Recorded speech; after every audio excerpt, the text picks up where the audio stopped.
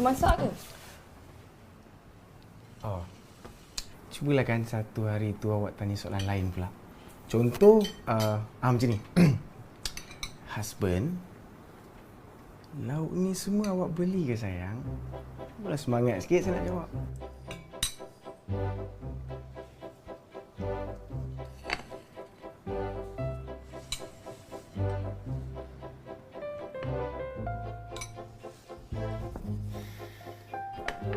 Bismillahirrahmanirrahim.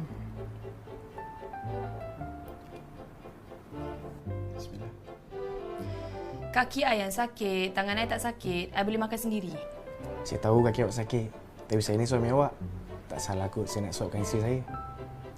Kau boleh? Sikit je. Bismillah. Suka awak paksa-paksa macam ni. Bismillahirrahmanirrahim.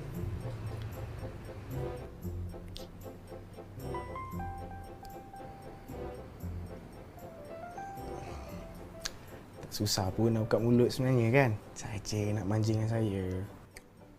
Lepas ni berjalan jangan suka hentak-hentak kaki, tak baik tau.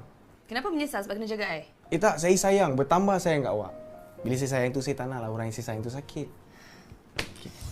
Awak nak pergi mana ni duduk? Pergilah. Wife duduk, wife. Yusra duduk.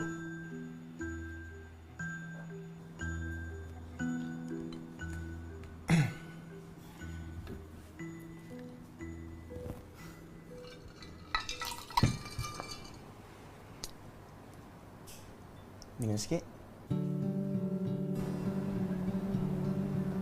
Okey, saya minta maaf kalau apa yang saya cakap tak awak terasa. Saya tegur je. I nak masuk bilik. Okey, siap-siap. Tak payahlah.